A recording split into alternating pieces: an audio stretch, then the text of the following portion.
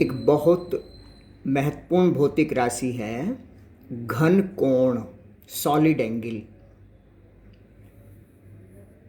जैसा कि एसआई पद्धति में आता है, दो पूरक राशियां होती हैं, कॉम्प्लीमेंट्री क्वांटिटीज होती हैं।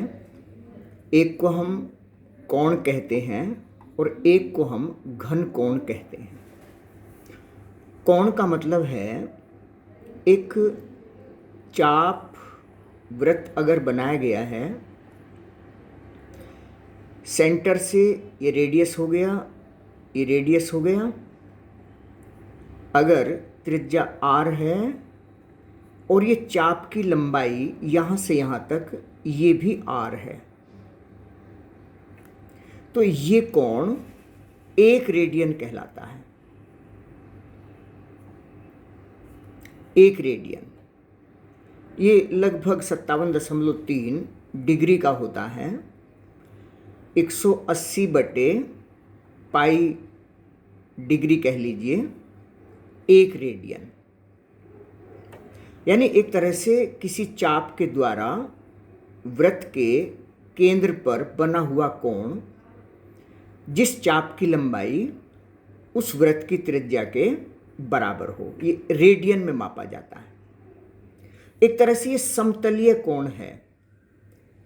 वृत्त बनाया है, कागज के तल में हमने बनाया है, या इसको यूं कह लीजिए कि कोई भी रेखा खींची गई है और यहाँ स्ट्रेट लाइन है और यहाँ से इस समतल में एक ये कोण बनाया गया है, तो ये भी समतलीय कोण हो गया। तो रेडियन इसका मात्रक है, डिग्री भी मात्रक है। जैसे कि यहाँ से सरल रेखा के समतल में कोण बनाएंगे तो ये पूरा एंगल ये वाला 360 डिग्री होता है, 360 डिग्री। 2 पाई कह लीजिए। यहाँ से अगर आज ये बात करें तो ये 90 डिग्री होता है। यहाँ से ये अगर स्ट्रेट लाइन खींचे 180 डिग्री होता है। यहाँ से ये यहाँ तक ये 270 डिग्री होता है और ये टोटल 360 डिग्री होता है। ये समतलीय कोण है। इसी तरीके से ये तो चाप के द्वारा या फिर समतल किसी रेखा के द्वारा एक समतल में बना हुआ कोण है। अगर हम कहें जैसे कि शंकु देखा होगा, शंकु, पिरामिड, कोण जिसे कहते हैं, एक एरिया है कोई भी, मान लीजिए वृत्ताकार है, और इस वृत्ताकार एरिया से हम किसी भी बिंदु पर ऐसे करके यहाँ से एक कोण ऐसे बनाए, इस तरह से, तो ये एरिया मान लीजिए डेल्टा ए है और इस एरिया पर जो सेंटर है यहाँ से एक लंबवत दूरी परपेंडिकुलर, ये डिस्टेंस r है। तो ये जो कोण बनेगा, अगर ये वृत्ताकार एरिया है तो ये कोण भी एक तरह से वृत्ताकार बनेगा, जैसे पूरा का पूरा एक गोला हो। ये कोण में तो हम वृत्त की बात कर रहे थे, अब गोले की बात कर रहे हैं। यानी सेंटर है, यहाँ से ये पूरा कोण समतलीय कोण 360 डिग्री होता है। लेकिन अगर हम गोले की बात करें जिसमें ऐसे भी है, ये इस तरह से गोल है, जैसे बॉल होती है, गेंद होती है, उसका जो सेंटर होगा इसमें ये समतल में नहीं होगा, ये चारों ओर को होगा। और ये जो चारों ओर का टोटल कोण है ये 4 पाई स्टेरेडियन होता है। स्टेरेडियन, स्टेरेडियन यानी ये समतल में जो बना हुआ है ये रेडियन में है, और जो स्पेस में बना हुआ है चारों तरफ को बना हुआ है, जैसे बॉल के, गेंद के केंद्र पर चारों तरफ एरिया है, पूरा एरिया जो कोण बना रहा है वो 4 पाई स्टेरेडियन होता है। यानी वृत्ताकार अगर कोई क्षेत्रफल है, या फिर मान लीजिए एक ऐसे करके आयताकार कोई एरिया है, इस एरिया के द्वारा सेंटर से r डिस्टेंस पर इस सब यहाँ से ये सब पॉइंट मिला दें, हम ऐसे मिला दें, तो ये जिस तरह का एरिया होगा उसी तरह का यहाँ एक कोण बन जाएगा। पिरामिड सुना होगा, ये उसी तरह का हो गया। तो ये जो कोण है ये घन कोण कहलाते हैं। अब इस घन कोण की परिभाषा कैसे होगी? जैसे यहाँ त्रिज्या बटे, यानी ये भी डिस्टेंस है और ये भी डिस्टेंस है ना। एक सूत्र पढ़ा होगा, कोण बराबर चाप बटे त्रिज्या। अगर याद हो, एक समान वृत्तीय गति में हमने रेखीय वेग v, कोणीय वेग ओमेगा में एक संबंध निकाला था और इसकी शुरुआत यहीं से की थी, कोण बराबर चाप बटे त्रिज्या। अगर याद हो, इसको डेल्टा टी से डिवाइड किया, इसको डेल्टा टी से डिवाइड किया। ये समय के साथ साथ कोण में परिवर्तन, कोणीय विस्थापन परिवर्तन की दर, कोणीय वेग, और ये delta S upon delta T रेखीय विस्थापन परिवर्तन की दर, ये रेखीय वेग हो गया अपॉन आर।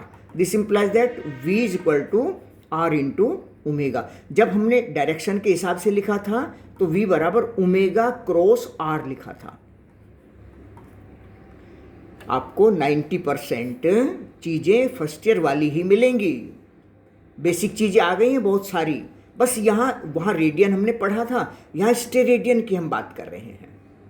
तो जरा ध्यान से देखें, जैसे ये एरिया हो गया, वृत्ताकार है मान लीजिए, यहाँ से सेंटर है इसका और इस पर पृष्ठ पर एक लंब खींचा गया है, लंब बिल्कुल, ये डिस्टेंस r है और ये टोटल एरिया मान लीजिए dA है, स्मॉल एरिया dA मान लिया हमने।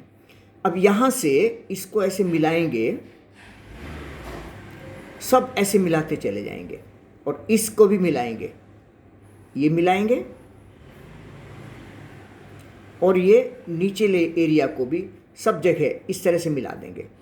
तो ये जो कोण बनता है ये वाला, ये डेल्टा ओमेगा, या माइन्यूटली नापेंगे तो डी ओमेगा हो गया।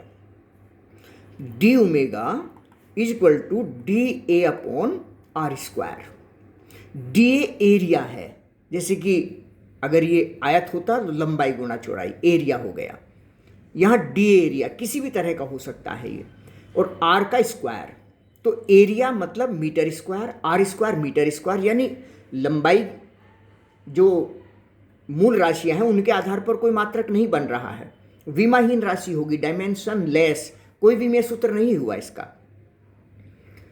जैसे यहाँ कोण का भी कोई विमेय सूत्र नहीं है, delta theta delta S upon R, है ना, डेल्टा एस दूरी है, आर दूरी है। तो ये घन कोण ओमेगा की डेफिनेशन हो गई, परिभाषा हो गई।